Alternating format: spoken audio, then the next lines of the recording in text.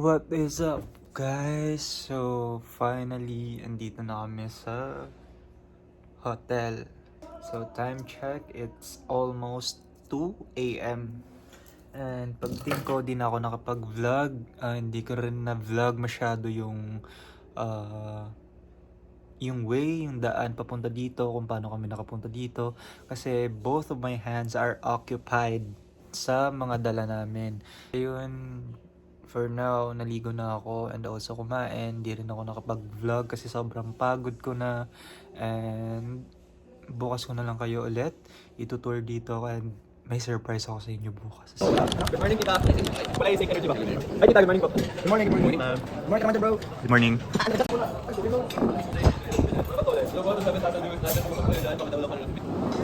So we have an 11-11 sale.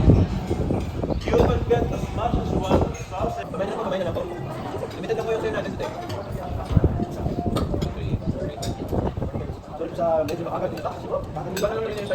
So hello guys, right now we are watching the candidates practice their production number. Magandang hapon!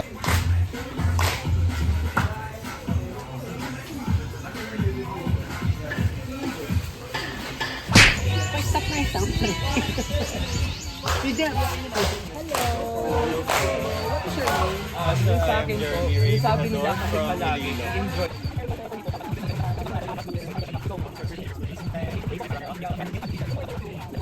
Thank you so much. Tagal-tagal na din nakasama.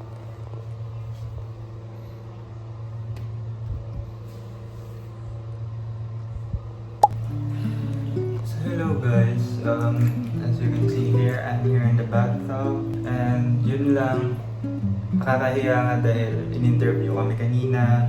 I didn't expect na I will get an interview from the pageant trend and also the elite male pageant. Sila yung pala yung mga nag-interview sa akin kanina, the pageant trend, PH, and also the elite male pageant. Nakakahiya lang kasi nung una habang nanonood kami ng practice nila for production, nakita namin na meron silang ini-interview and yun, lumit kami ng place para hindi lang nakita. Pero there's this circumstance na parang nagkatabi kami and casual na nag-uusap. Then suddenly nagtanong kung ano, tapos yun na parang ang lawan ko sa mga friends ko, sila nila kung namin sa international pageant, which is wala sila meron. So yun, bigla kaming in-interview, nakakahiya nga kasi wala kaming ligo, bagong gising and all. So long story short,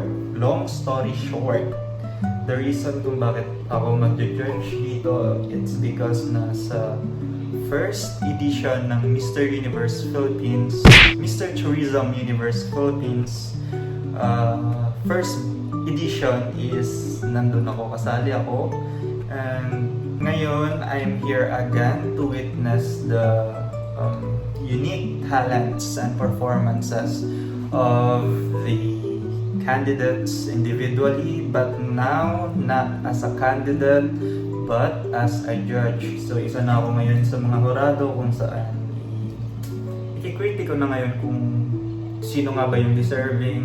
I know, but meron twist pala. Meron teens and also the Mr. Tourism Universe Philippines. So dalawang event to and kinombine nila, which is parang exciting naman for me, pero ayun lang, nakakapagod kasi nga different yung i-critic mo, different sila.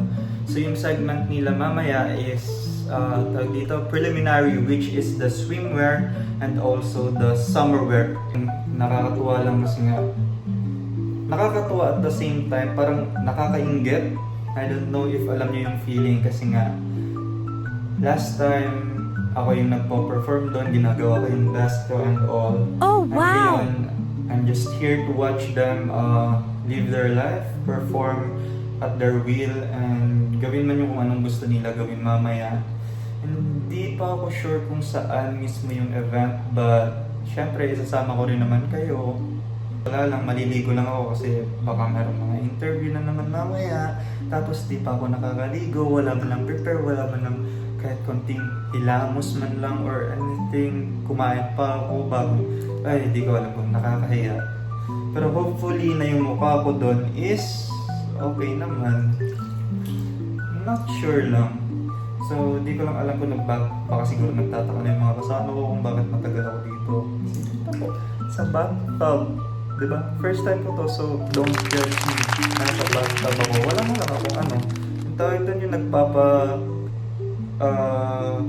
bubbles talaga, nagpapabula talaga mismo. Di ko alam sa ako sa video. So next time na pagkatalaw na bathtub, yun for sure bigyan ako. Parang experience. So I just want to definitely treasure this moment. Nagsa ako. And also, especially yung nakakong business here. Nasa bathtub, di ba?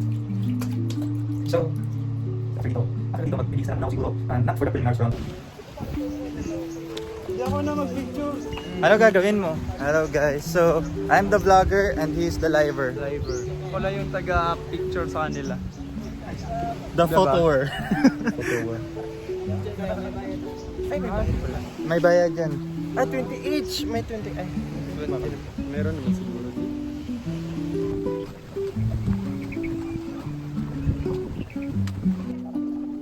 Yes.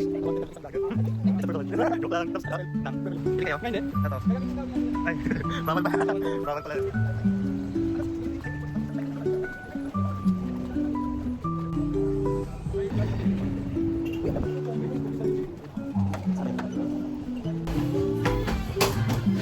Ikot kami ng ikot dun sa baba, not knowing na meron pala sila sa taas, kaya pala di ko mahanap yung hinahanap ko.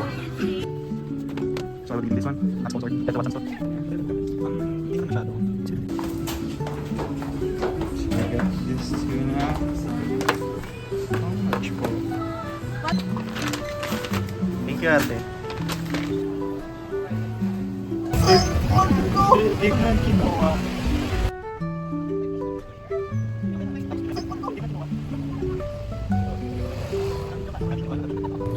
So hello girls. So hello guys. So ngayon maghugas na ako ng face ko kasi nga magbibihis na after dahil magpe-prepare na kami for the preliminaries round. Okay?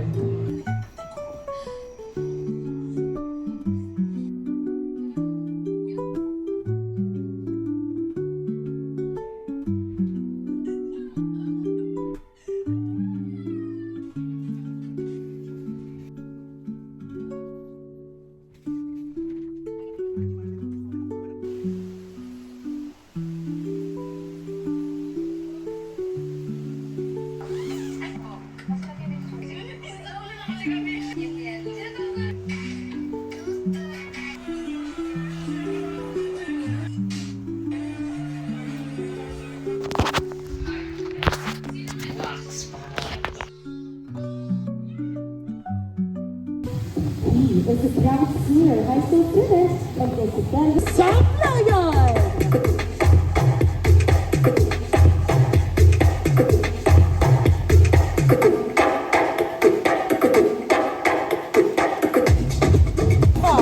Please welcome Mr. Jeremy Tejedor.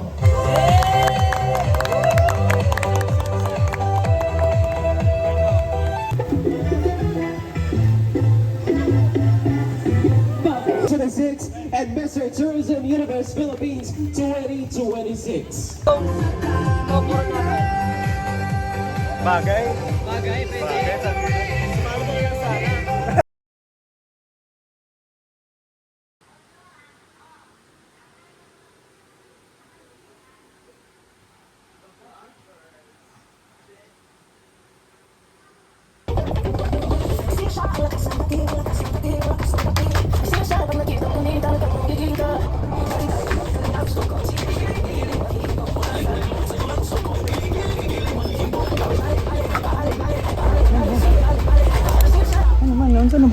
Eh, sorry. Gabi ka naman. Sorry to. Gusto ko lang sana ilapit. Grabe ka naman, Je. Ayun sa'yo, Jay. Ayun sa'yo. Kapela natin. Teka dali.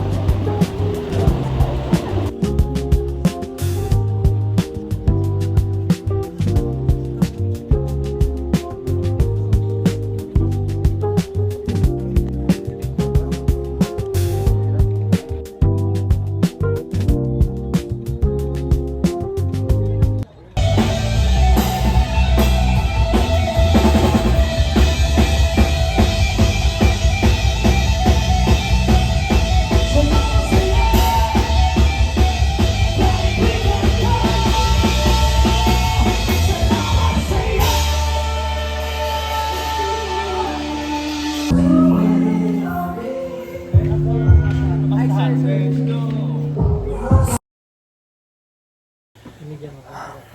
hello guys, currently we're on a rush na dahil nakatulog kami. And meron pa kaming magpo-perform magpo-perform pa kami sa director's night. But suddenly, yung call time is 5 and it's almost 6 p.m. na. Kaya nga eh. Kaya we're on a rush na lahat. vlogger, kakalabas lang ng ano. Yan. Ay! Sorry. And same lang yung damit na sinuot ko kahapon, but naglagay lang ako ng inner na black para may iba naman. Let's go!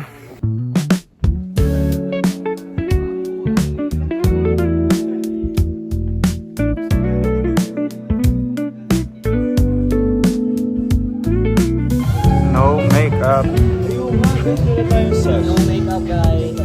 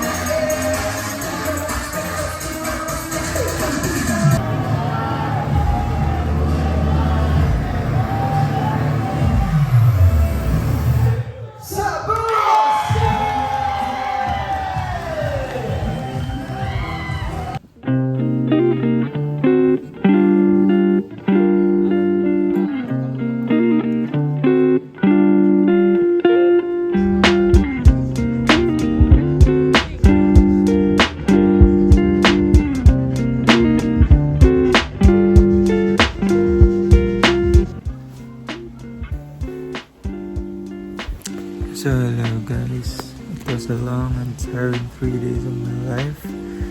It was fun, the pageant, and also yung Boracay. I did enjoy myself here.